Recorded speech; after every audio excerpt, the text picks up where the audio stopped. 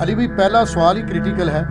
قرآن حکیم میں ملکہ بلقیس سے متعلق ایک واقعہ آیا ہے جس کا تخت بڑا مشہور تھا، اور اسی تخت کو سیدنا سلیمان علیہ السلام نے اٹھوانے کا ارادہ کیا تو ایک ولی اللہ حضرت آصف بن برقیہ رحمہ اللہ نے آنکھ چپکنے سے پہلے اس وزنی تخت کو وہاں حاضر کر دیا۔ اس واقعہ میں سے صوفیہ نے اپنے بزرگوں کی کرامات کا ثبوت اخذ کیا ہے، اور ان کا دعویٰ ہے کہ امت محمدیہ صلی اللہ علیہ وسلم کے اولیاء اللہ ہر حال میں سیدنا سلیمان علیہ السلام کی امت کے اولیاء اللہ سے افضل ہیں، اس لیے وہ بھی سب کچھ کر سکتے ہیں۔ اس حوالے سے علی بھائی کا کیا موقف ہے؟ علی بھائی تو پہلے کہیں گے اگر وہ سب کچھ کر سکتے ہیں تو میرے بھائی مہربانی کر کے یوٹیوب کے اوپر جو نبی علیہ السلام کی شان میں گستاخانہ ویڈیوز اپلوڈڈ ہیں، جو دنیا کے 1.5 ارب مسلمان احتجاج کرنے کے باوجود ڈیلیٹ نہیں کروا سکے، تو پلک جھپکنے سے پہلے ذرا اسے ڈیلیٹ کروا دیں، اور اگر نہ کروا سکے تو انشاءاللہ تعالیٰ کبھی بھی نہیں کروا سکتے۔ یہ ظاہر ہے کہ یہ تو فزیکل ایفرٹ کے ساتھ اللہ تعالیٰ نے معاملات کو جوڑا ہوا ہے، تو پھر آپ نے سمجھ لینا ہے کہ یہ صرف ان کے زبانی دعوے ہیں۔ انشاءاللہ تعالیٰ میں اس کی فل انجینئرنگ کروں گا اور پورے پلان کے ساتھ۔ آپ دیکھ رہے ہیں کچھ عرصے سے ہم پہلا کوشچن بڑا کریٹیکل ڈال دیتے ہیں تاکہ ہر اینگل سے اس فتنے کو دبایا جائے جو ہمارے سب کانٹیننٹ انڈیا، پاکستان، بنگلہ دیش میں لوگ پیش کرتے ہیں، اور اس کی بنیاد کے اوپر پتہ نہیں کیا کیا رزلٹ نکالتے ہیں اور کتاب و سنت کا مذاق اڑاتے ہیں۔ سیدنا سلیمان ابن داود علی نبینا و علیہ السلام بنی اسرائیل کی ہسٹری میں ایک بڑی یونیک پرسنالٹی ہے، کیونکہ انہی کی وجہ سے بنی اسرائیل کو دوسرا عروج نصیب ہوا تھا، جس کے بعد ٹیمپل آف سلیمان یعنی ہیکل سلیمانی تعمیر ہوا یروشلم میں، جسے ایلیا بھی کہا جاتا ہے، بیت المقدس بھی کہا جاتا ہے، یروشلم بھی۔ اور وہ ہیکل سلیمانی 70 عیسوی میں سیدنا عیسیٰ علی نبینا علیہ الصلوۃ والسلام کے رفع سماوی کے آلموسٹ 35 سال کے بعد ٹائٹس نے حملہ کر کے تباہ و برباد کر دیا تھا۔ صرف اس کی ایک دیوار اس وقت باقی ہے جسے ویلنگ وال کہتے ہیں، دیوار گریا، جو آپ اکثر ویڈیوز میں دیکھتے ہیں کہ یہودی یوں تورات پکڑ کے اس کے سامنے یوں پڑھ رہے ہوتے ہیں، اس ایک دیوار کے سامنے۔ تو یہ ہیکل سلیمانی کی وہ بچ جانے والی دیوار ہے، اور ظاہر ہے کہ ان کی یہ خواہش ہے کہ ہم دوبارہ سے اس ہیکل کو تعمیر کریں، اور ان کا یہ دعویٰ ہے کہ یہ بیت المقدس میں جو مسلمانوں نے بعد میں مسجد اقصیٰ بنا لی تھی، اس کے نیچے جو ہے وہ ہمارا تابوت سکینہ بھی دفن ہو گیا ہے، اس کے لیے بھی وہ سازشیں کرتے رہتے ہیں۔ تابوت سکینہ کے اوپر میری ویڈیو الگ سے ریکارڈڈ موجود ہے، وہ آپ دیکھ سکتے ہیں۔ بال سلیمان علیہ السلام ایک بڑی یونیک پرسنالٹی ہے بنی اسرائیل کی ہسٹری میں، اور قرآن حکیم میں بھی سلیمان علیہ السلام کا ذکر بارہا مختلف جگہوں پہ ہوا ہے۔ آج چونکہ یہ تخت بلقیس والا واقعہ ہے اس لیے میں اس کے اوپر ایمفسائز کروں گا، لیکن میں صرف کراس ریفرنس کے طور پہ آپ کو بتا دوں کہ سورہ سبا کے اندر سلیمان علیہ السلام کا ذکر آیا، کیونکہ قوم سبا کا ایک واقعہ ہے ملکہ بلقیس والا جو سورۃ النمل میں موجود ہے۔ سورہ سبا کے اندر ذکر آیا کہ ہم نے سلیمان علیہ السلام کے لیے ہوا کو مسخر کر دیا تھا، ان کی صبح کی منزل 1 مہینے کے برابر ہوتی تھی اور شام کی منزل 1 مہینے کے برابر، یعنی وہ اپنے تخت سمیت ہوا پہ اڑتے تھے۔ 1 مہینے کی مسافت وہ ایک صبح میں طے کر لیتے تھے، اور ایک شام میں وہ 1 مہینے کی مسافت طے کر لیا کرتے تھے۔ اور اسی میں ذکر ہے کہ جنات کو مسخر کیا تھا اللہ نے ان کے لیے، ان کے حکم سے وہ قلعے بناتے تھے، مجسمے بناتے تھے، اور مختلف قسم کی تعمیرات کروایا کرتے تھے۔ اور پھر اسی سورہ سبا کے اندر ذکر موجود ہے کہ ایک تعمیر کے دوران ہی، ابھی تعمیر مکمل ہونا رہتی تھی، سلیمان علیہ السلام کی موت کا وقت قریب آ گیا، تو وہ ایک لاٹھی کے سہارے کھڑے ہو گئے، قرآن پاک میں آتا ہے سورہ سبا کے اندر۔ اور اسی حالت میں اللہ تعالیٰ ان کی روح قبض کر لی۔ اب چونکہ وہ ایک بیلنس فارم میں لاٹھی کو سہارا لیے ہوئے بیٹھے تھے، کرسی پہ بیٹھے ہوئے ہوں گے یوں کر کے، ان کا جسم یوں ہی رہا، کافی عرصے تک وہ رہا، اور اتنا زیادہ عرصہ کہ قرآن پاک میں آتا ہے کہ دیمک جو کیڑا ہے اس نے اس لاٹھی کو چاٹا، تو ظاہرہ دیمک ایک دن میں تو نہیں چاٹتی، اور حتیٰ کہ وہ جب سارا چاٹ لیا تو وہ لاٹھی ٹوٹ گئی تو حضرت سلیمان علیہ السلام کا جسم زمین پہ آ گیا. تو اس وقت جنات کو پتا چلا کہ یہ تو فوت ہو چکے ہیں کب سے. تو اللہ تعالیٰ نے اس پہ ورڈکٹ دی ہے کہ اگر جنات غیب کا علم جانتے ہوتے تو اتنی مشقت میں نہ پڑتے. تو یہ اللہ تعالیٰ نے عقیدے کی بھی اصلاح کی ہے. دوسرا اس سے یہ بھی عقیدہ پتا چلا کہ انبیاء کے جسموں کو اللہ تعالیٰ اسپیشل پروٹیکشن دیتا ہے مرنے کے بعد. احادیث تو بہت موجود ہیں لیکن جو لوگ منکرین حدیث ہیں وہ کہتے ہیں قرآن سے ثابت کریں کہ انبیاء کے جسم سلامت رہتے ہیں. تو سر یہاں سے ثابت ہوتا ہے. اور تیسری بات یہ بھی پتہ چلی کہ اللہ تبارک و تعالی جو ہے وہ اپنے بندوں کے عقیدوں کی اصلاح کے لیے اس طرح کے واقعات کرتا ہے تاکہ وہ اس سے عبرت پکڑے. اس کے باوجود اگر کوئی عبرت نہ پکڑے تو اس کی اپنی بدبختی ہے اور وہ یہ عقیدہ رکھے کہ اللہ کے سوا کوئی اور بھی غیب جانتا ہے. غیبی خبر علیحدہ چیز ہے, وہ صرف انبیاء کے پاس آتی ہے. اور چوتھی بات یہ بھی ہے کہ حضرت سلیمان علیہ السلام کا جسم جب زمین پہ آیا تو کوئی ان کی گستاخی نہیں ہوگی. یہ ہوتے ہیں نا تو یہ کہتے ہیں نہیں وہ اچانک فرشتے نمودار ہوئے, انہوں نے اپنی ہتھیلیوں پہ لے لیا جسم. تو ایسے تو نہیں ہوا. تو کئی ایک رزلٹ نکلتے ہیں, تھوڑا سا تفکر کرنے سے پتہ چل جاتا ہے. اچھا, سورہ سعد کے اندر 99 دمیوں کا ذکر ہے. ایک واقعہ حضرت سلیمان علیہ السلام اور ان کے والد داؤد علیہ السلام کا, اس پہ میرا الگ سے کلپ ریکارڈڈ موجود ہے. وہاں پہ بھی ڈیٹیل سے ان دو باپ بیٹا کا ذکر آیا ہے. اور اللہ تعالیٰ فرمایا ہم نے ان کو حکمت دی تھی, جنات پہ ان کی حکومت تھی, ان کے حکم سے وہ بڑی بڑی عمارتیں بھی تعمیر کرتے تھے اور سمندروں میں غوطے لگا کے چیزیں بھی نکالتے تھے جنات. یعنی اللہ تعالیٰ نے ان کے لیے مسخر کر دیا تھا. پھر سورۃ البقرہ میں بھی اللہ تعالیٰ نے سلیمان علیہ السلام کے دور کا ذکر کیا کہ شیاطین کا انٹریکشن عوام الناس سے بہت زیادہ بڑھ گیا تھا جنات کا اس دور کے اندر. اور اسی دور کے اندر سورۃ البقرہ میں آتا ہے کہ ہاروت اور ماروت دو فرشتے تھے جو اللہ تعالیٰ کی طرف سے آزمائش کے طور پہ نازل ہوئے اور وہ لوگوں کو جادو سکھایا کرتے تھے اور ساتھ بتاتے تھے کہ یہ تمہاری آزمائش ہے, سیکھو نا. اور وہ اللہ تعالیٰ فرماتا ہے ایسا علم سکھاتے تھے جادو کے ذریعے جس سے میاں بیوی میں جدائی ڈال دیں. اور وہ ساتھ بولتے تھے کہ ہم تمہاری آزمائش ہیں. ظاہر ہے شر بھی جتنا ہے وہ اللہ ہی نے پیدا کیا نا. من شر ما خلق, میں ہر اس چیز کے شر سے تیری پناہ میں آتا ہوں جو تو نہیں پیدا کی. تو آزمائش کے طور پہ وہ ہاروت اور ماروت کا پھر اکثر لوگ پوچھتے ہیں وہ ہاروت اور ماروت الٹے لٹکے ہوئے ہیں, یہ ہو گیا. وہ فرشتے تھے میرے بھائی, فرشتے اللہ کے حکم کی نافرمانی نہیں کرتے. وہ کہتے ہیں کسی عورت پہ وہ عاشق ہو گئے تھے اور یہ سب کچھ جھوٹے واقعات ہیں. فرشتے کبھی بھی راہ راستے نہیں ہٹتے. قرآن پاک میں جا بجا یہ چیز آئی ہے کہ فرشتے تو سورہ التحریم کے اندر بھی آیا کہ وہی کام کرتے ہیں جو اللہ ان کو حکم دیتا ہے, اس کی سرتابی کر ہی نہیں سکتے. ابلیس نے اس لیے کی کہ کان من الجن ففسق عن امر ربی, وہ جنوں میں سے تھا.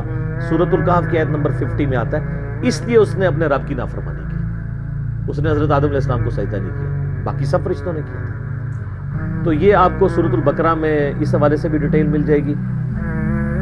رہا تخت بلقیس والا واقعہ, یہ سورۃ النمل میں بڑی ڈیٹیل کے ساتھ اللہ تعالیٰ نے حضرت سلیمان علیہ السلام کی زندگی کے چند واقعات کو ذکر کیا ہے 30 آیات کے اندر. آیت نمبر 15 سے لے کے 44 تک مسلسل 30 آیات میں سلیمان علیہ السلام کا اللہ تعالیٰ نے ذکر خیر کیا ہے. سٹارٹ اسی سے لیا ہے کہ وہ اپنے امتیوں سے کہتے ہیں کہ دیکھو اللہ تعالیٰ نے ہمیں کثیر مخلوق پہ فضیلت دی ہے, ہمیں جانوروں کی بولیاں سکھا دی ہیں, جنات کو, ہواؤں کو, پرندوں کو ہمارے لیے مسخر کر دی ہے. اللہ تعالیٰ نے ساری قدرت دی ہوئی تھی. اور وہیں پر یہ بھی ذکر آتا ہے کہ ان کی فوج کے لشکروں میں تمام جن, انسان اور جاندار جتنے بھی ہیں ان میں سے ہر ایک کی ان کی علیحدہ فوج تھی. جس طرح آج کل آپ کہتے ہیں نا یعنی ایئر فورس, آرمی, نیوی, ان کے پاس نیوی کے لیے بھی جنات موجود تھے. ایئر فورس سارے پرندے ان کے حکم پہ مسخر تھے, ہوا ان کے حکم سے چلتی تھی, اور انسان بھی موجود تھے. اور پھر اسی میں ذکر آتا ہے جس کی وجہ سے سورت کا نام ہی سورہ النمل ہے. نمل عربی میں کہتے ہیں چیونٹی کو. وہ اپنے لشکر کے سمیت گزر رہے تھے تو چند چیونٹیاں تھیں ان کی ملکہ ان کو کہتی ہے، قرآن نے اس کا قول نقل کیا ہے کہ سلیمان علیہ السلام اپنے لشکر سمیت آ رہے ہیں، کہیں ایسا نہ ہو بے خبری میں وہ ہمیں پاؤں کے نیچے کچل دیں۔ تو پھر وہ چیونٹی باقی چیونٹیوں کو کہتی ہے کہ تم لوگ اپنے بلوں میں چلی جاؤ۔ یعنی چیونٹیوں کا یہ عقیدہ تھا کہ حضرت سلیمان علیہ السلام اور ان کے جتنے صحابہ ہیں ان کو علم غیب کوئی نہیں ہے، کیونکہ تبھی تو کچل دیں گے نا، الا یہ کہ اللہ ان کو بتا دے۔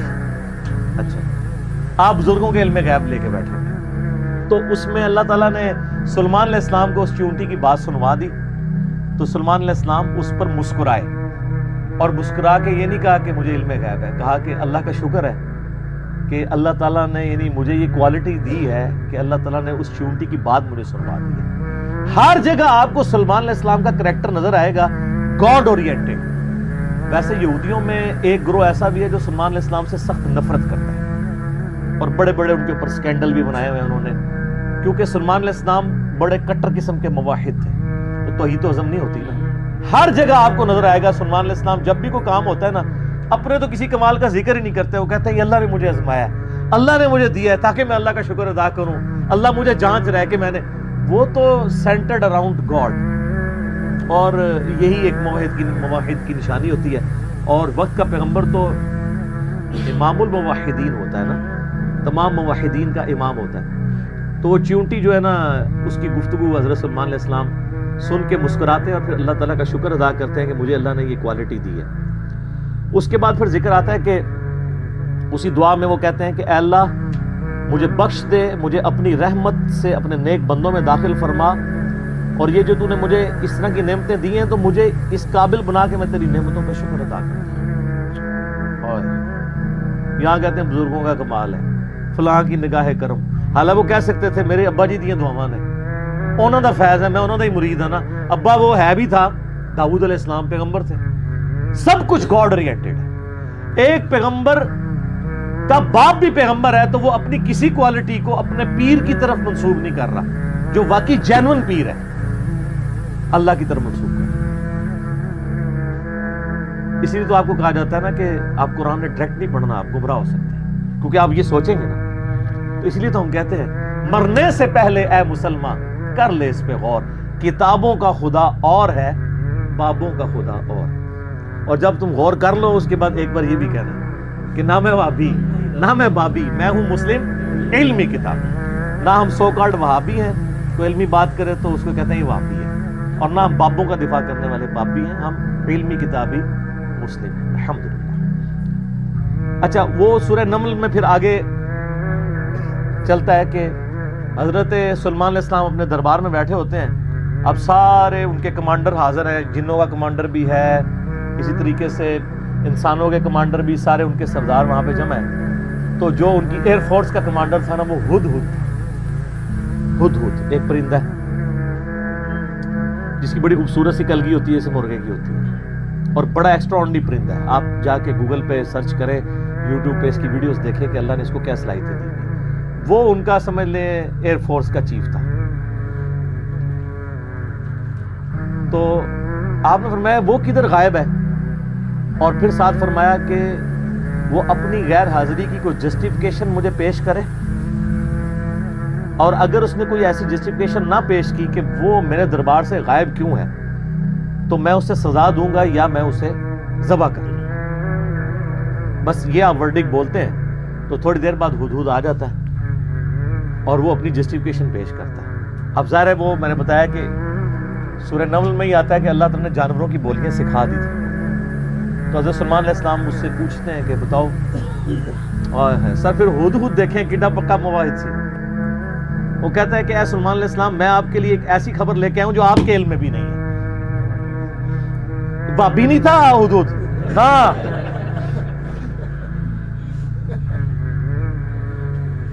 اچھا۔ سلیمان علیہ السلام نے کہا کیا خبر لے کے آیا ہوں؟ ان کا میں ایک ایسی قوم کے پاس سے آیا ہوں کہ جن کی حکمران ایک ملکہ ہے، عورت، اور اس کا بہت بڑا ایک عرش یعنی اس کا تخت ہے جس پہ وہ بیٹھتی ہے۔ اب وہ آپ کو نا ویسے کھنڈرات بھی اس کے مل چکے، میں ایک پکچر ہمیں ملی، انشاءاللہ ہم اس میں اٹیچ بھی کریں گے۔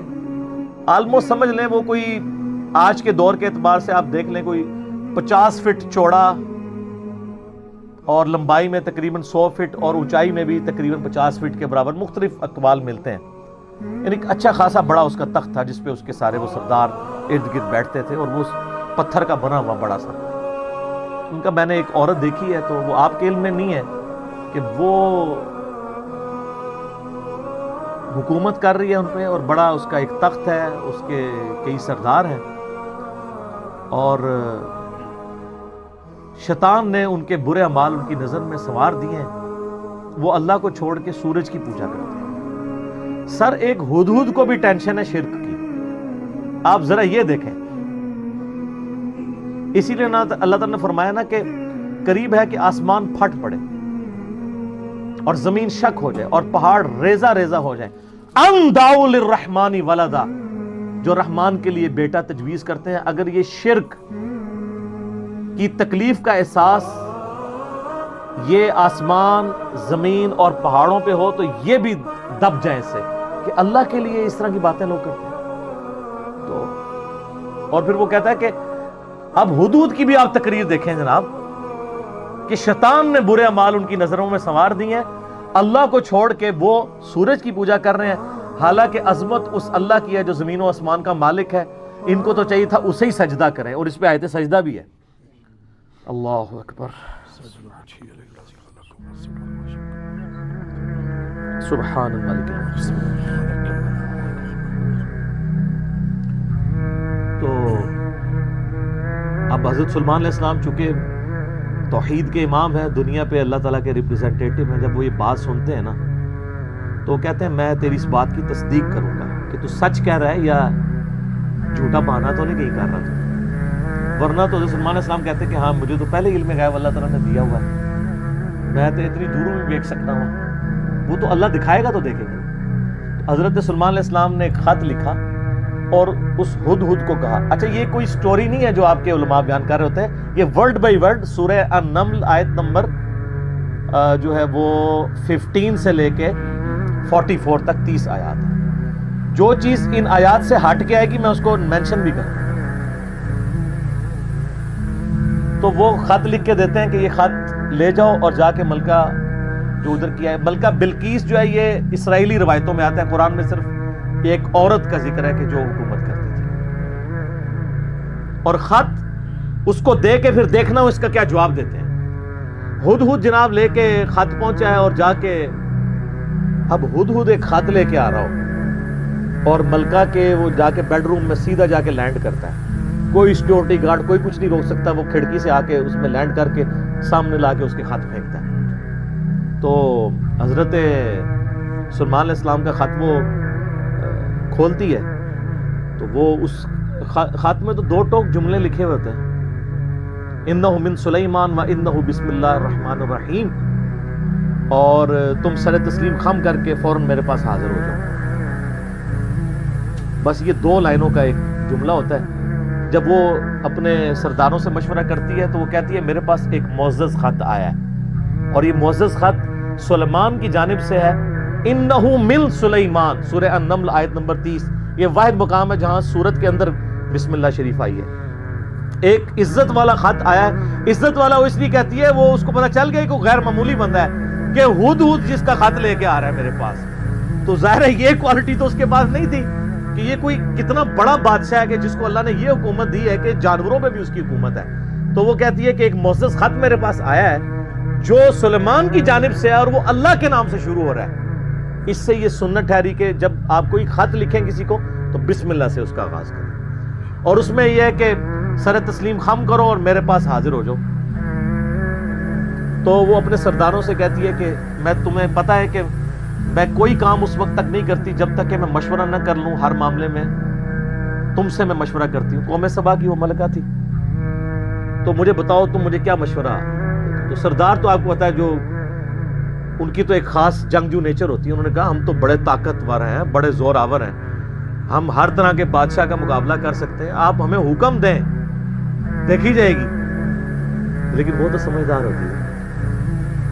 جس طرح مجھے بھی آگے لوگ پھونک چڑھا رہے ہوتے ہیں، لیکن جو بندہ ڈرائیونگ سیٹ پہ بیٹھا ہوتا ہے اس کو پتا ہوتا ہے کہ کام کو کس حکمت سے لے کے چلنا ہے. تو وہ ملکہ کہتی ہے کہ اس کو تو اندازہ ہو گیا کہ یہ کوئی عام بندہ نہیں ہے، ان کی ساری پھوپھا نکال دے گا وہ. تو وہ کہتے ہیں کہ وہ ملکہ آگے کہتی ہے، اس کے الفاظ اللہ تعالیٰ نے نقل کیے. وہ کہتی ہے کہ یاد رکھنا، بادشاہ جب کسی ملک میں داخل ہوتے ہیں نا تو وہاں کے شرفاء کو ذلیل کر دیتے ہیں. تو یعنی یہ جو ہمارے پاس ملک ہے یہ بھی ہمارا چھین جائے گا. ہم میں یہ طاقت نہیں کہ ہم اس شخص کا مقابلہ کر سکیں.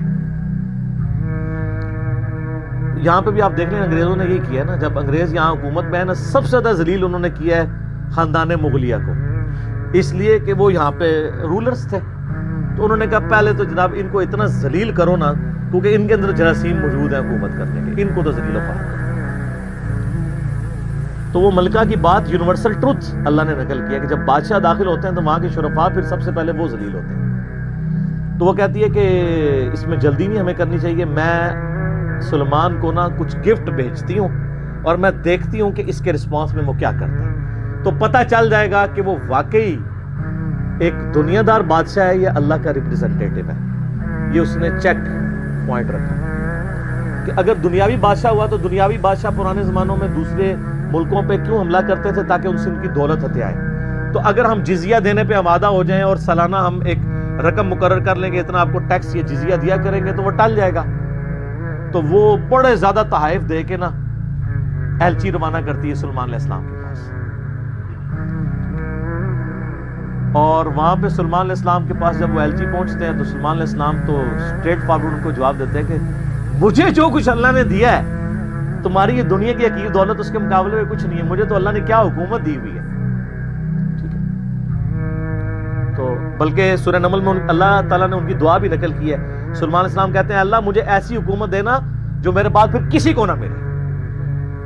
اور انسانی تاریخ میں سلیمان علیہ السلام سے بڑا بادشاہ نہ ان سے پہلے کو گزرا ہے نہ بعد میں جس کو اس لیول کی اللہ تعالیٰ نے حکومت دی ہے. تو وہاں پہ جب ایلچی پہنچتے ہیں تو وہ ان کو اسٹریٹ فارورڈ جواب دیتے ہیں اور ان کو واپس کر دیتے ہیں کہ جاؤ اور اپنی ملکہ کو بتا دینا کہ اب ہم وہ لشکر لے کے آئیں گے جس کی تاب تمہارے لشکر نہیں رکھ سکتے، انتظار کرو ہمارا. تو وہاں سے چلے جاتے ہیں، وہ تو چلے جاتے ہیں اور سلیمان علیہ السلام کو پتا ہوتا ہے کہ وہ مطیع ہو کے ہی آئے گی، کیونکہ وہ سمجھ گئے ہوتے ہیں کہ اس نے یہ جو ڈیسیژن کیا ہے وہ کیوں کیا ہے. اب یہ فاصلہ آلموسٹ 2000 کلومیٹر کا ہے. قوم سبا آباد تھی یمن میں اور حضرت سلیمان علیہ السلام یروشلم میں بیٹھے ہوئے تھے، بیت المقدس ایلیا شام کے اندر. آلموسٹ 2000 کلومیٹر کا یہ فاصلہ ہے. تو آپ سمجھ لیں یہ فاصلہ طے کرنے کے لیے بھی 40 سے 50 دن پیدل چاہیے. تو سلیمان علیہ السلام جب ان کو واپس کرتے ہیں، وہاں پہ جب واپس خط پہنچتا ہے تو ظاہر ہے ملکہ تو پہلے ہی اس کو سمجھ آ گئی ہوتی ہے کہ کوئی عام بندہ نہیں ہے. تو ملکہ یہ ڈیسائیڈ کرتی ہے کہ میں خود سلیمان کے پاس جاؤں گی، کیونکہ اس خط میں پہلے میں کیا لکھا تھا کہ مطیع ہو کے میرے پاس حاضر ہو. سر یہ بادشاہت کا آپ لیول دیکھیں کہ دوسرا بادشاہ جنگ بھی نہیں کرنی پڑ رہی، سیدھا وہ خود حاضر ہو رہا ہے. خیر اس بات کو کچھ عرصہ گزر جاتا ہے. جب اس کا لشکر آنے کے 3-4 دن یا کچھ دن باقی رہ جاتے ہیں نا تو سلیمان علیہ السلام اپنی مجلس میں بیٹھے ہوتے ہیں. تو سلیمان علیہ السلام اپنے درباریوں سے کہتے ہیں کہ وہ جو ملکہ بلقیس ہے وہ مطیع ہو کے میرے پاس آنے والی ہے. ان کو پتہ ہے، فیڈ بیک مل جاتی ہے، اللہ تعالیٰ نے وحی کے ذریعے آگاہ کر دیا. تو پھر وہ ایک گفتگو کرتے ہیں وہاں پہ جہاں پہ وہ تخت بلقیس کا ذکر ہے. اور عاصب بن برقیہ کا نام قرآن میں نہیں ہے، یہ اسرائیلی روایتوں میں. وہ سورۃ النمل کی آیت نمبر ہے 30. اعوذ باللہ من الشیطان الرجیم، بسم اللہ الرحمن الرحیم. بلکہ آیت نمبر 30 میں تو وہ یہ آگی 38 نمبر سے آن ورڈ. 30 تو پہلے گزر چکی نا، انہ من سلیمان و انہ بسم اللہ الرحمن الرحیم. یہ آیت نمبر ہے 38. قال یا ایھا الملأ ایکم یأتینی بعرشها قبل ان یأتونی مسلمین. حضرت سلیمان علیہ السلام کہتے ہیں اے میرے سردارو جو میرے ساتھ اٹیچ لوگ ہو، تم میں سے کون ہے کہ جو مجھے اس ملکہ کا تخت لا کر دے اس سے پہلے کہ وہ سر تسلیم خم کرتی ہوئی میرے پاس حاضر ہو جائے. کون ہے کہ جو ایسا کرے؟ قال عفریت من الجن، تو ایک بڑا دیو ہیکل جن کہتا ہے انا آتیک بہ قبل ان تقوم من مقامک، کہ میں آپ کی اس محفل برخاست ہونے سے پہلے 3-4 گھنٹے کی جو بھی آپ کی مجلس ہوتی ہے، مجلس ختم ہونے سے پہلے میں وہ تخت آپ کو یہاں پہ لا دوں گا. انبلیویبل چیز ہے. 2000 کلومیٹر سے اتنا بڑا تخت پتھر کا وزنی 3-4 گھنٹے کیا، وہ تو آج بھی آپ اگر جہاز میں بھی لائیں تو 3-4 گھنٹے میں نہیں پہنچ سکتا، اس کو تو لفٹ کرنے میں پرابلم ہو جائے گی. وَإِنِّي عَلَيْهِ لَقَوِيٌّ أَمِينٌ، اور میں اس کے اوپر امانت دار بھی ہوں، میں پوری رسپانسبلٹی سے یہ کام کروں گا، اور میں طاقت بھی مجھے اللہ نے دی ہے. جنات کو اللہ نے بہت طاقت دی ہوئی ہے. تو حضرت سلیمان علیہ السلام یعنی ایگری نہیں کرتے اس مسئلے میں. تو پھر ایک اور شخص قال الذی عنده علم من الکتاب، وہاں ایک شخص بیٹھا ہوتا ہے جس کے پاس کتاب میں سے علم ہوتا ہے. وہ کہتا ہے انا آتیک بہ قبل ان یرتد الیک طرفک، میں اس تخت کو آپ کے سامنے حاضر کر دوں گا آپ کی آنکھ جھپکنے سے پہلے، فریکشنز آف سیکنڈ میں لے آؤں گا. ہمارے لیے تو وہی ہضم کرنا مشکل ہے، تو یہ تو خیر بہت بڑی چیز ہے. یہ اس نے دعویٰ کیا، بس یہ دعویٰ کرنے کی دیر تھی اور وہ لے بھی آیا تخت. فَلَمَّا رَآهُ مُسْتَقِرًّا عِندَهُ، تو حضرت سلیمان علیہ السلام نے جب وہ تخت وہاں پر آیا ہوا دیکھا، قَالَ هَذَا مِن فَضْلِ رَبِّي، اور انہوں نے کیا حضور کڈے پہنچے بزرگوں، کیا بات ہے، کیا صاحب کرامت ہو، نہیں اومٹ کر، ان کا یہ میرے رب کا فضل ہے. ہذا من فضل ربی، آپ لکھتے ہیں نگاہ مرشد سے، ماں باپ کی دعا سے، اور پیغمبر کا کہتا ہے ہذا من فضل ربی، یہ تو میرے رب کا فضل ہے. کیوں ہے فضل؟ لیبلونی اشکر ام اکفر، تاکہ وہ مجھے آزمائے کہ میں اس کا شکر گزار بنتا ہوں یا نہ شکرا. یہ سر توحید ہے. ومن شکر فانما یشکر لنفسہ، اور جو کوئی اللہ کا شکر کرے گا تو وہ بھی اپنے نفس کی خاطر ہی کر رہا ہوگا، اللہ کو کوئی پرواہ نہیں. ومن کفر، اور جو کوئی اللہ کی ناشکری کرے، فان ربی غنی کریم، تو میرا رب تو غنی ہے، کریم ہے، اسے کسی کی پرواہ ہی نہیں ہے. ھذا من فضل ربی.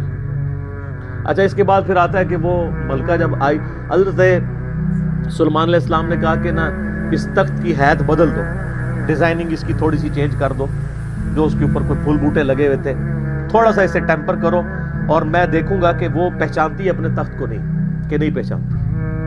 تو وہ پھر ملکہ وہاں پہ آ پہنچتی ہے. تو سلیمان علیہ السلام اسے ریسیو کرتے ہیں اور کہتے ہیں اس تخت کے بارے میں تیرا کیا خیال ہے؟ تو وہ بڑی سمجھدار ہوتی ہے، تو وہ کہتی ہے یہ تو لگتا ہے کہ یہ میرے تخت ہی ہے، اس کی مثل مجھے لگ رہا ہے بلکہ شاید وہی ہے. تو یہ اس کی سمجھداری کا بھی ثبوت ہے کہ وہ اس کو ٹیمپرڈ فارم میں بھی پہچان لیتی ہے، اور یہ اس کو دوسرا میسج مل جاتا ہے انہوں نے کیا لڑنا ہے، اس نے کہاں سے لڑنا ہے. وہ تو یہ بھی نہیں تھی ایکسپیکٹ کر سکتی کہ 4 مہینے میں بھی کوئی اٹھا کے یہاں لا سکے. ابھی تو اس کو یہ پتہ ہی نہیں تھا، یہ تو ایسے آیا ہوا ہے. ٹھیک ہے، تو پھر سلیمان علیہ السلام اسے اپنے جو ٹیمپل ہے نا اس کی بھی تھوڑی جھلک کرواتے ہیں. آگے ایک محل میں جب لے کے آتے ہیں کمرے میں، تو اس میں ایسے شیشے جڑے ہوئے ہوتے ہیں کہ وہ گویا دیکھنے میں تالاب محسوس ہو رہا ہوتا ہے. تو جب اس پہ پاؤں رکھنے لگتی ہے، وہ سمجھتی شاید پانی والا تالاب ہے، تو وہ اپنے جو تہمد ہے یا جو بھی اس نے کپڑے پہنے ہوتے ہیں وہ تھوڑی سی اٹھا لیتی ہے، اس کی پنڈلیاں بھی ننگی ہو جاتی ہیں، وہ سمجھتی ہے پانی ہے، تو پانی نہیں ہوتا، تو وہ امپریس ہوتی ہے. اور پھر وہ وہاں پہ کہتی ہے کہ میں سلیمان کے ساتھ اپنے رب کے سامنے سر تسلیم خم کرتی ہوں، جو میں شرک کرتی رہی میں اللہ کی طرف رجوع لاتی ہوں، اور وہ اسلام قبول کرتی ہے. باقی اسرائیلی روایتوں میں پھر ملتا ہے کہ سلیمان علیہ السلام کا نکاح اس کے ساتھ ہوتا ہے. قرآن نے اس چیز کو ایڈریس نہیں کیا، قرآن تو بس کنکلوڈ اس پہ کرتا ہے کہ وہ مسلمان ہو جاتی ہے. نہ وہ بریلوی ہوتی ہے، نہ دیوبندی ہوتی ہے، نہ اہل حدیث ہوتی ہے، نہ شیعہ ہوتی ہے، بلکہ مسلمان ہو جاتی ہے. اور آپ یہ الفاظ دیکھیں جناب، مسلمان ہی ہیں ہر طرف. ہاں، قالت رب انی ظلمت نفسی، وہ کہتی ہے میرے رب میں اپنی جان پہ ظلم کرتی رہی اس سے پہلے. وَأَسْلَمْتُ مَعَ سُلَيْمَانَ لِلَّهِ رَبِّ الْعَالَمِينَ، اور میں سلیمان کے ساتھ سر تسلیم خم کرتی ہوں اس رب کے سامنے، اللہ کے سامنے جو سارے جہانوں کا پالنے والا ہے. میں سر تسلیم خم کرتی ہوں، میں مسلم ہوتی ہوں. تو وہ اپنا آپ اپنے رب کے حضور سر تسلیم خم کر دیتے. تو یہ واقعہ یہاں پہ مکمل ہوا. اب وہ یہ کہتے ہیں جناب کہ جی وہ انہوں نے فکر لگ، اچھا اس سے تو توحید اخذ کرنی چاہیے تھی.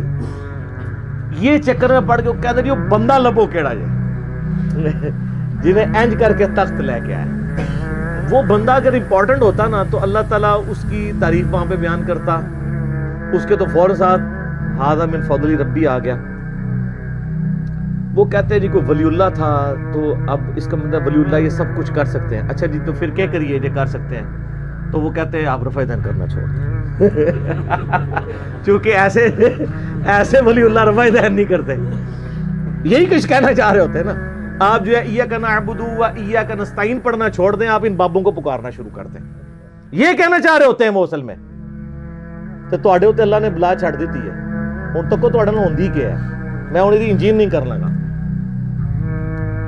ہو چکی ہے. لیکن آج میں اس ایک واقعے کی کرنے لگا انشاءاللہ. قرآن پاک خاموش ہے کہ یہ کون تھا بندہ. یہ جن تھا، انسان تھا، فرشتہ تھا، پیغمبر تھا.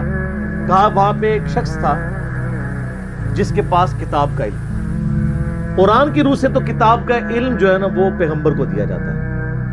این ممکن ہے وہ پیغمبر ہو، کیونکہ ایک وقت میں کئی پیغمبر اگلے زمانوں میں ہوا کرتے تھے. این ممکن ہے وہ کوئی فرشتہ ہو، جیسا کہ بخاری مسلم میں حدیث ہے اے اللہ روح قدس کے ذریعے حسان کی مدد فرما.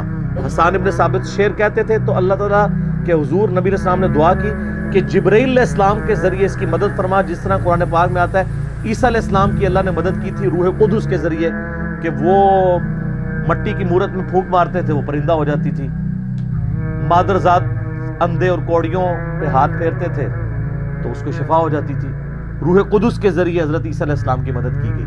تو یہاں پہ بھی سلیمان علیہ السلام کی مدد کسی فرشتے کے ذریعے کی گئی ہو، اہم ممکن ہے. اور امام فخر الدین رازی المتوفی 606 ہجری، جنہیں صوفیاء بھی امام مانتے ہیں اور علماء کا طبقہ بھی امام مانتا ہے، انہوں نے بڑی ایک مشہور تفسیر لکھی، تفسیر کبیر. بڑی بڑی خرافات ہیں اس تفسیر میں، اچھی چیزیں بھی ہیں. وہ بضد ہے کہ یہ جو الفاظ ہے نا کہ وہ شخص جس کے پاس کتاب کا علم تھا یہ خود حضرت سلیمان علیہ السلام ہی تھے. سلیمان علیہ السلام خود وہ تخت لے کر آئے اور ان کا ھذا من فضل ربی، دیکھو میں لے آیا ہوں یہ. اچھا اب ان ساروں کو مصیبت پڑ گئی ہوئی ہے. پوری تصوف کھڑی تھی اس واقعے پہ. صوفیوں کے امام اور ایسا امام جسے علماء بھی امام مانتے ہیں، وہ کہتے ہیں سلیمان علیہ السلام آپ لے کے آئے ہیں. اب اگر وہ سلیمان علیہ السلام لے آتے ہیں تو سارے بابیں ختم. ٹھیک ہے، تو یہ میں نے علمی طور پہ بات کی. لیکن یہ ان کی جو تفسیر ہے یہ قرآن میں فٹ ان نہیں بیٹھتی. قرآن پاک اس معاملے کو اس سے زیادہ اہمیت نہیں دیتا کہ اللہ تعالیٰ کی قدرت کا اظہار ایک شخص سے ہوا جو حضرت سلیمان علیہ السلام کا درباری تھا، چاہے وہ جن تھا، فرشتہ تھا یا کوئی پیغمبر تھا، انسان تھا، کوئی بھی تھا. اس کے بعد ہمیں رویہ بتایا گیا کہ ہم نے اللہ کی طرف رجوع لانا. یہ نہیں کہا گیا کہ اس سے آپ نے اپنے بزرگ بابے ثابت کرنا. یہ بالکل غلط ایٹیچیوڈ ہے. اور اس کے اوپر یہ ڈاکٹرن کھڑا کرنا کہ جی حضرت سلیمان علیہ السلام کے امتی کی اگر یہ شان ہے تو نبی علیہ السلام کے امتیوں کی شان اس سے زیادہ ہوگی. شان زیادہ ہونے کے لیے کمالات کا زیادہ ہونا ضروری نہیں ہوتا. قرآن تو شان کی بنیاد علم بتاتا ہے اور اس کے بعد اگر آپ کی نسبت بھی ہے، جیسے نبی علیہ السلام کو اللہ نے اگلی امتوں پہ ان کی امت کو فضیلت دی ہے نبی علیہ السلام کی وجہ سے. کنتم خیر امت اخرجت للناس، اور نبیوں والا کام دیا ہے، تأمرون بالمعروف وتنہون عن المنکر وتؤمنون باللہ. تو یہ اس قسم کے رزلٹ نکالنے کی کوشش کرتے ہیں. تو میں اب ان کو سمجھانے کے لیے ایک بات کر رہا ہوں کہ یہ تو امتی کی بات ہو رہی ہے نا. ہمارے محبوب صلی اللہ علیہ وآلہ وسلم ان کے بارے میں جو ہمارا عقیدہ ہے وہ کیا ہے؟ صحیح مسلم میں حدیث ہے کہ شب معراج آپ علیہ السلام نے انبیاء کی امامت فرمائی. تو امام الانبیاء ہوئے نا. کیا اس کی بنیاد میں ہم یہ ماننا شروع کر دیں کہ اگلے نبیوں کی جو جو کوالٹیز تھیں وہ ہمارے پیغمبر میں موجود ہیں؟ تو ایسے نہیں ہو سکتا. کلی فضیلت ضرور ہے. کئی ایک چیزیں ہیں جو اگلے انبیاء کو جزوی طور پہ فضیلت حاصل تھی جو ہمارے نبی علیہ السلام کو حاصل نہیں ہے. کلی فضیلت ہمارے پیغمبر کی ہے صلی اللہ علیہ وسلم. میں آپ کے سامنے رکھتا ہوں حضرت آدم علیہ السلام کو فرشتوں نے سجدہ کیا نا. کیا ہمارے نبی علیہ السلام کو کیا یا ہم اپنے نبی علیہ السلام کو سجدہ کر سکتے ہیں؟ تو آپ کی انالوجی مانی جائے کہ اگلے سارے نبیوں کی شان یہاں پہ جمع ہو, پھر تو سارے امتیوں کو چاہیے حضور کو سجدہ کریں. وہ تو ابو داؤد ترمذی ابن ماجہ میں حدیث ہے, ایک صحابی نے جب سجدہ کیا فرمایا سر اٹھا کیا کر رہا ہے؟ جب میں فوت ہو جاؤں گا تم میری قبر سے گزرو گے کیا وہاں پہ بھی سجدہ کرو؟ ان کا نہیں یا رسول اللہ. تو فرمایا مجھے کیوں سجدہ کر رہے ہو؟ اگر میں سجدہ جائز سمجھتا تو بیویوں سے کہتا کہ اپنے خامدوں کو سجدہ کریں اس حق کے سبب جو اللہ نے ان کو دیا. تو سجدہ تعظیمی بیان ہو گیا نا ہمیشہ کے لیے. اچھا, بخاری اور مسلم دونوں میں آتا ہے کہ قیامت والے دن سب لوگ ننگے اٹھائے جائیں گے اور سب سے پہلے اللہ تعالیٰ ابراہیم علیہ السلام کو لباس پہنائے گا.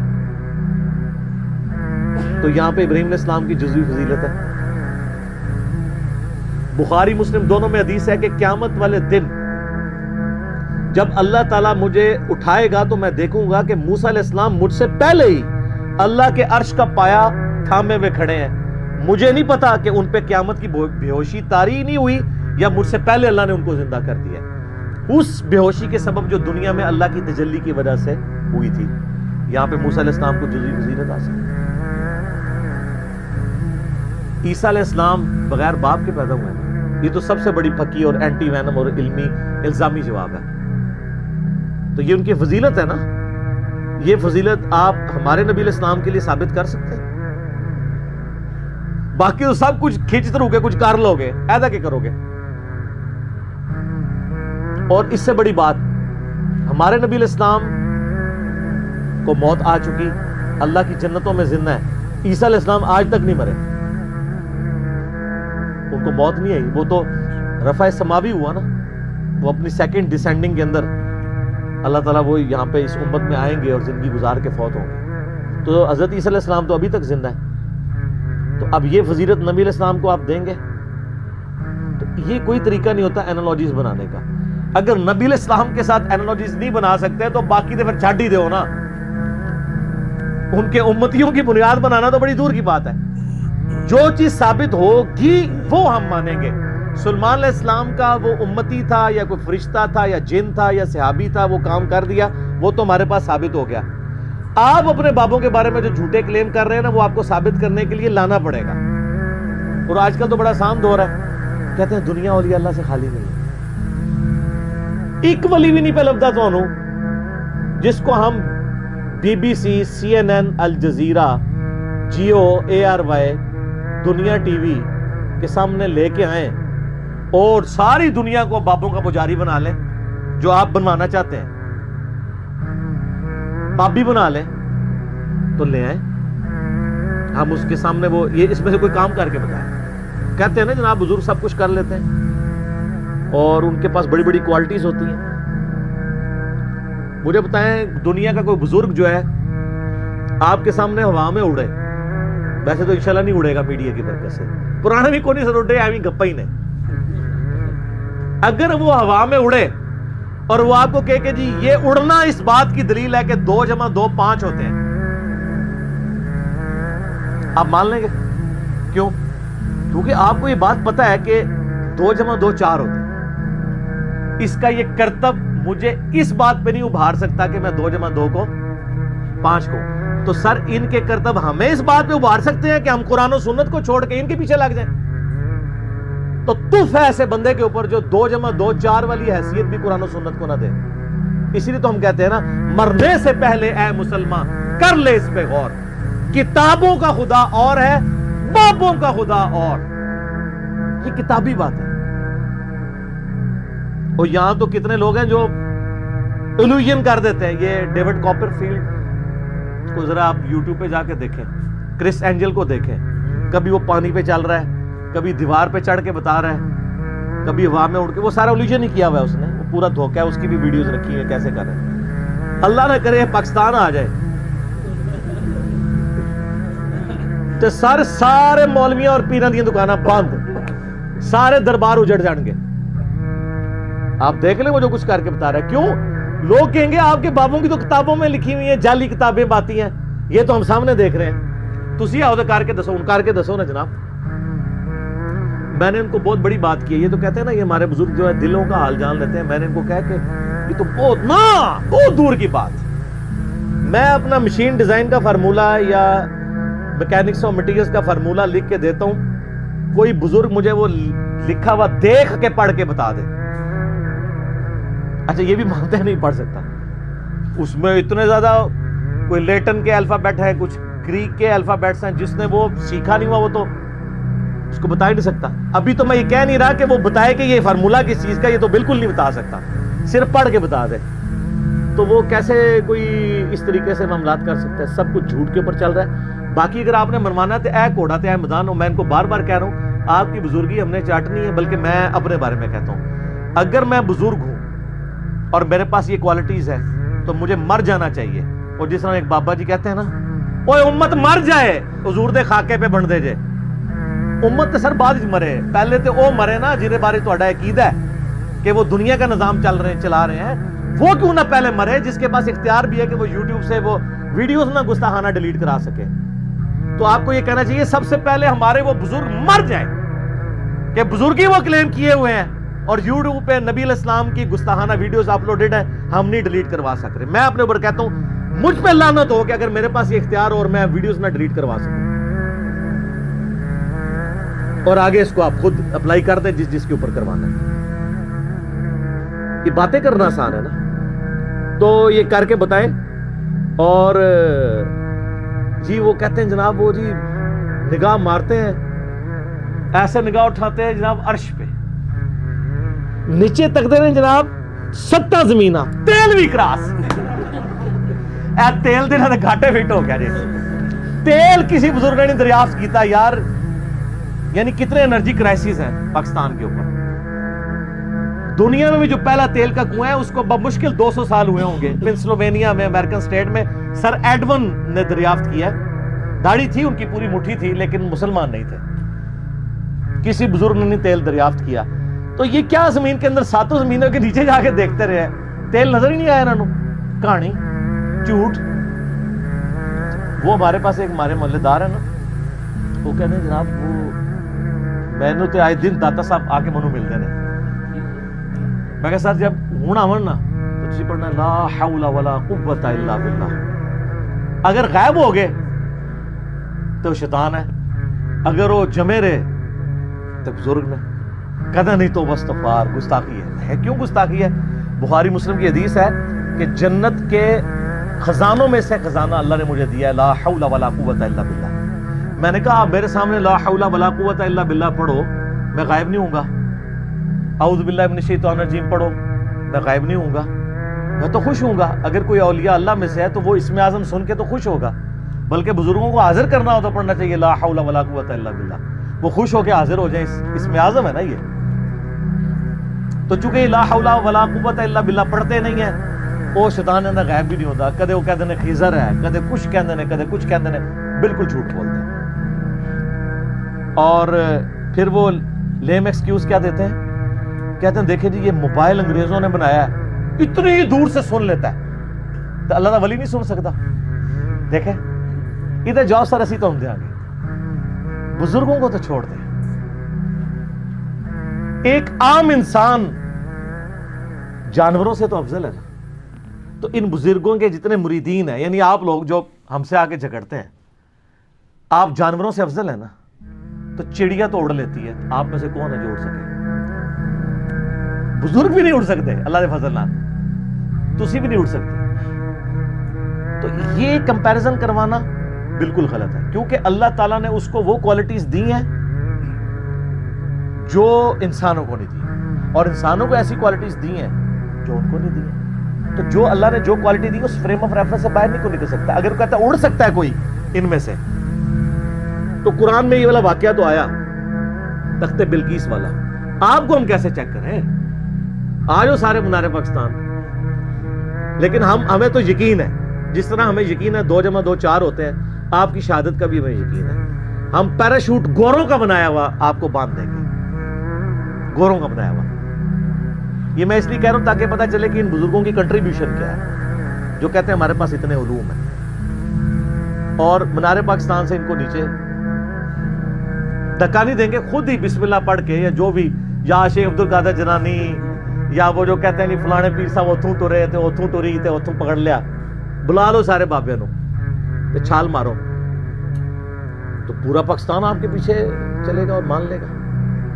اور جب آپ زمین کے قریب پہنچنے لگے نا, تو آپ نے ایک دفعہ تو اپنے عقیدوں سے توبہ کرنی ہے, اور شعر پڑھنے کا تو ٹائم نہیں ہونا, آپ شہیدی ہو جائیں گے. فوراً بٹن دبا کے پہلے لینڈ کرنا, لینڈ کرنا ہی کہنا ہے کہ بالکل انجینئر صاحب صحیح کہتے ہیں کہ مرنے سے پہلے اے مسلمان کر لے اس پہ غور, کتابوں کا خدا اور ہے, بابوں کا خدا اور پھر ساتھ کہنا جی بس جی آج تو بعد نہ میں وابی نہ میں بابی, میں ہوں مسلم علمی کتابی. ہونا چاہیے نا ایسا. یہ تجربہ کر کے دیکھنا. اور سر یہ جہاز انگریزوں کا بنایا ہوا, بوئنگ 747 یا ایئر بس A380 جہاز, کاکپٹ میں ان کو بٹھا دینا, یہ جہاز اڑا نہیں سکتے. نگاہ مار کے اڑنا تو بڑی دور کی بات ہے. جو جہاز اڑ رہا ہو نا, اڑتے جہاز سے اگر پائلٹ پیچھے ہٹ جائے اور ان بزرگوں کو لا کے بٹھا دیں, جس کو عقیدہ ہے نا, تو وہ اپنی ایک فلائٹ بک کروا لے, سارے پاکستان کے بزرگوں تو جان چھڑاؤ. وہ جا کے کتنے لینڈ کرے گا جہاز؟ اگلی دنیا میں, اس دنیا ہی لینڈ کرنا. یہ سب کے سب جھوٹی باتیں انہوں نے مشہور کی ہوئی ہیں. تو یہ انہوں نے اگر ثابت کرنی ہے تو کر کے بتائیں. اس طرح نہیں جی تسی نہیں مندے اسی مننے ہیں. وہ بات مانتے ہیں جو ہوئی ہے, قرآن و سنت کے اندر موجود ہے. کہتے ہیں جی ہمارے بزرگوں کی باتیں قرآن و سنت میں تو نہیں ہوں گی, تو ہم کب کہہ رہے ہیں قرآن و سنت سے نکالیں؟ ہم کہہ رہے ہیں کر کے دسو. دیکھو نا, اگر حضرت سلمان علیہ السلام کے درباری نے تو کر کے بتا دیا ہے نا, اس نے تو نہیں کہا کہ میرے ابا جی کرتے ہوں سن, انہوں نے کر کے دسیا, تسی کر کے دسو تو ہم مان لیں گے. تو بالکل یہ فیل ہو چکے ہیں, ان کے پاس کوئی بھی چیز موجود نہیں رہی. اور میں نے کئی بار بیان کیا کہ آپ لوگ بیمار ہوتے ہیں, آپ کو درباروں پہ لے جاتے ہیں. جب بزرگ بیمار ہوتے ہیں ان کو شفا انٹرنیشنل میں اور آغا خان میں لے جاتے ہیں. کتنے بزرگ ہیں پاکستان لیول کے, میں نام نہیں لیتا, پیشاب بند ہوا ہے تو ان کو آغا خان میں لے گئے. کیوں؟ وہاں لے جائے نا, وہ اسی دربار کے اوپر جہاں آپ کہتے ہیں سمندر روکا ہوا ہے. سر کوئی انسان اپنا پیشاب نہیں روک سکتا, سمندر کا تو سائز ہی نہیں آپ لوگوں کو پتا کتنا ہے. اور پھر معذرت کے ساتھ جن لوگوں کے بارے میں آپ کا عقیدہ تھا سمندر روکا ہوا ہے, ایک کے بارے میں آپ کا عقیدہ تھا وہ انڈیا کے بم پکڑتے تھے پل پہ آ کے, ہندو آج تک مذاق اڑاتے ہیں آپ کا. اچھا, ان ساروں کے مزارات کے اوپر آ کے ٹھوک کے چلے گئے ہیں دہشت گرد. ہم اس چیز کو کنڈیم کرتے ہیں. اس کے بعد آپ تحفظ اولیاء کانفرنسز بھی کرتے رہے, یہاں ہمارے جیل میں بھی ہوئی ہے. مجھے میسج کیے جی تحفظ اولیاء کانفرنس. میں کہا سبحان اللہ, ابھی تک تو آپ کہتے تھے اولیاء اللہ ہماری حفاظت کرتے ہیں, اب آپ بھی اولیاء کا تحفظ کرنا شروع ہو گئے. اور وہ کہتے ہیں پریس کلب کے سامنے احتجاج ہوگا. میں کہا نا, یہ سارے بڑے بڑے مزاروں کے باہر احتجاج ہونا چاہیے کہ سر کتنے بڈھے ہو گئے ہو, اور کوالٹیز ختم ہو گئی نے, یہ کہانیاں ہی سمجھے. جو بندہ قبر سے نکل کے راوی کے پل پہ آ رہا ہے, تو جو ادھر ٹھوک کے جا رہا ہے اس کو کیوں نہیں پکڑ رہا؟ سوچنے والی بات ہے نا. جو سمندر روک سک رہا ہے, اسی مزار کے اوپر کتنے لوگ آ کے دہشت گرد کے حملے کے اندر, دہشت گردوں کے حملے میں مارے جاتے ہیں, کیوں نہیں روک سک رہا؟ اچھا, اب بعض لوگ پتہ کہتے ہیں, وہ کہتے ہیں جی وہ جی خانہ کعبے میں بھی کرین گر گئی تھی نا, فوراً اسے پہنچتے گئے کیونکہ ان کو پتا ہے اللہ انہاں دا ہے, بابے ساڈے نے, تو سر اسی اون کر رہے ہیں. سر اللہ نے کہیں دعویٰ نہیں کیا کہ آپ بسم اللہ پڑھ کے ساکٹ میں 2 انگلیاں ڈال دیں تو آپ بچ جائیں گے. اللہ نے دنیا بقدر ایفرٹ رکھی ہے. اللہ نے تو حسین علیہ السلام کو ذبح ہوتے بھی دیکھا ہے. اللہ نے خانہ کعبے کی 2 دفعہ توہین ہوتے بھی دیکھی ہے, یزید کے ہاتھوں بھی, حجاج ابن یوسف کے ہاتھوں بھی. ابرا کا لشکر ایک ہی دفعہ ہلاک کیا تھا. بخاری مسلم میں حدیث ہے قرب قیامت میں ایک پتلی ٹانگوں والا حبشی کعبے کی اینٹ سے اینٹ بجا دے گا. تو نبی علیہ السلام خود بتا رہے ہیں دنیا بقدر ایفرٹ اللہ نے رکھی ہے. لیکن آپ کا بزرگوں کے بارے میں دعویٰ ہے کہ دنیا کا نظام چلا رہے ہیں, اور یہ سب کچھ کرتے ہیں. اللہ نے کہیں نہیں کہا, اللہ نے تو آپ کی ڈیوٹی لگائی ہوئی ہے کہ آپ نے بقدر ایفرٹ کرنا ہے. اس لیے اللہ تعالیٰ والا ہمیں کوئی دھونس نہ ڈالے اس معاملے میں. اللہ نے دنیا کو اسباب کے ساتھ جوڑا ہے, ورنہ تو ہوتا ہے کہ بسم اللہ پڑھو پیاس بجھ جائے گی, پانی سے ہی بجھے گی. اسباب سے جڑا ہوا ہے اللہ تعالیٰ. تو یہ بڑی مثال دینا بالکل ان کی غلط ہے. میں ساتھ ساتھ یہ جو وسوسے ڈالتے ہیں نا لوگوں کے ذہنوں میں, میں وہ ساتھ کلیئر کرتا ہوں. ابھی اگلے دنوں میرا ایک ویڈیو کلپ چڑھا ہے, وسیلے کے نام پر دھوکہ. وسیلے کے نام کے اوپر استعانت اور مشکل کشائی ثابت کرتے ہیں, دو الگ چیزیں. کئی ایک چیزیں اس میں نے بتائی ہیں, وہ آپ دیکھیں, آج محال نہیں کہ میں اس کی طرف جاؤں. تو یہ بزرگوں کے بارے میں کہتے ہیں کہ روحانی آپریشن کرتے ہیں, پوری بائی پاس کر دیتے ہیں. میں نے کہا بائی پاس تو بہت بڑی چیز ہے, ادھر تو گرائنڈر چلتا ہے. ایک نو مولود بچے کا کوئی خطرہ بزرگ کر کے بتا دیں, خطرہ تو نظر آ جانا نا ہوا ہوا سامنے, خطرہ نہیں ہوتا. وہ جو بائی پاس کر سکتا ہے وہ خطرہ نہیں کر سکتا. خطرہ نظر آ جانا ہے, بائی پاس کیا پتا ہے اندر ہوا ہے یا نہیں ہوا. اور روحانی ہے نا, سب شیطانی بات ہے. اگر کوئی ہے تو خطرہ کر کے بتائے, نگاہ مار کے کر کے بتائے. خون بھی نہیں نکلنا چاہیے تھا, کیونکہ جو تسی بائی پاس کرتے ہو خون نہیں نکلتا, روحانی بائی پاس کر رہے ہو. سب کہانیاں. آخر میں تو ویسے اس پہ گھنٹوں بول سکتا ہوں, میرا فیوریٹ ٹاپک ہے. میں اپنی گفتگو کو کنکلوڈ کرتا ہوں اس حدیث پہ جو صحیح مسلم کے اندر ہے, دجال کے کانٹیکسٹ میں.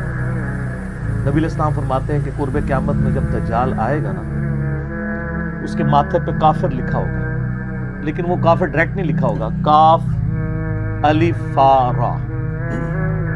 تو ہو سکتا ہے وہ کوئی اس سے کچھ اور ہی بنا لے, کاف سے کشف بنا لے, الف سے اس کو اللہ کہہ دیں, ٹھیک ہے, فا سے کچھ اور بنا لیں, اس طرح کوئی بنا سکتا ہے. پر وہ اب ظاہر ہے کہ اس کو اللہ نے غیر معمولی صلاحیتیں دی ہوں گی. صحیح مسلم میں پوری ڈیٹیل آتی ہے, آسمان سے بارش برسا دے گا, زمین سے سبزہ اگا دے گا, اور ایک مومن پھر اسے چیلنج کرے گا سامنے آ کے. وہ کہے گا تو دجال ہے.